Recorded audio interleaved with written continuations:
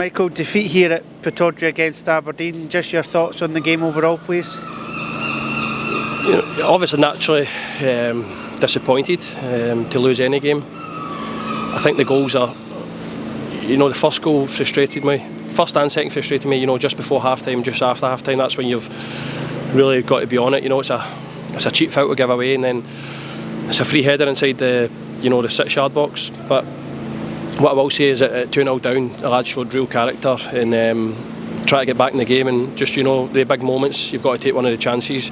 Unfortunately we didn't, and then we lose a third, and it's kind of a game over at that stage. But again, my overriding feeling is just disappointing for the day. But what I will say is I've seen enough in the game to show me that the lads are digging really deeply to try and get back in it, and showed character, because sometimes you could come here and just crumble and happy to accept, but they didn't. They showed, as I say, character, and hope that'll bode well moving on to the league campaign.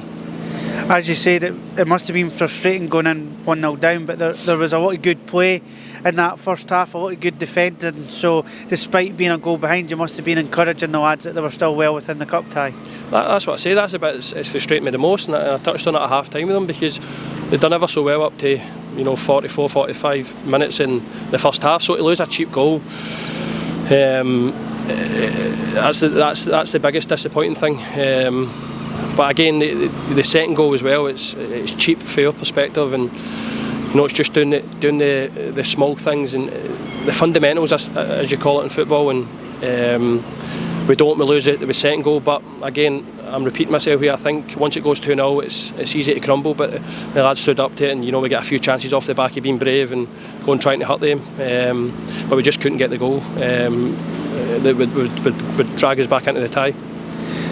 Once it went to 2-0, you made changes, and you must have been pleased with the impact that they had. As you said, we created numerous chances at 2-0 down. Of course, the VAR controversy regarding whether it was a penalty or not as well, and it's the fine margins, because not long after the decision not to give us the penalty, Aberdeen make it 3-0, and that's probably the difference between a nervy finish for the home side and a comfortable one. Yeah.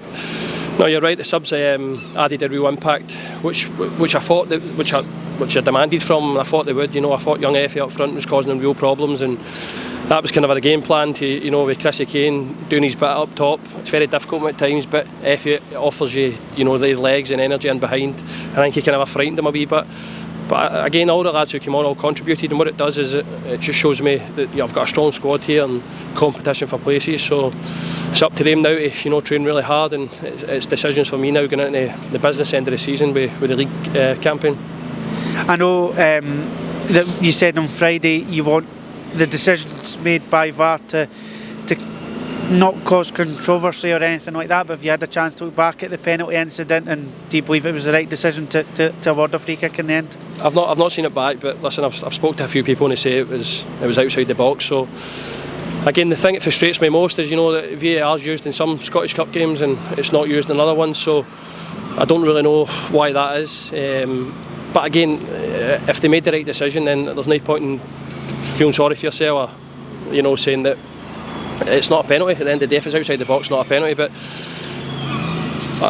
my question is why is it in some stadiums in the Scottish Cup and why is it not in others? So it sounds like sour grapes, but it's big moments, and if he gives a pen and you still need to score it, don't get me wrong, but that is what it is, and we've never had VAR, so it's it was a learning curve for us all today. But if it was outside the box, it is what it is.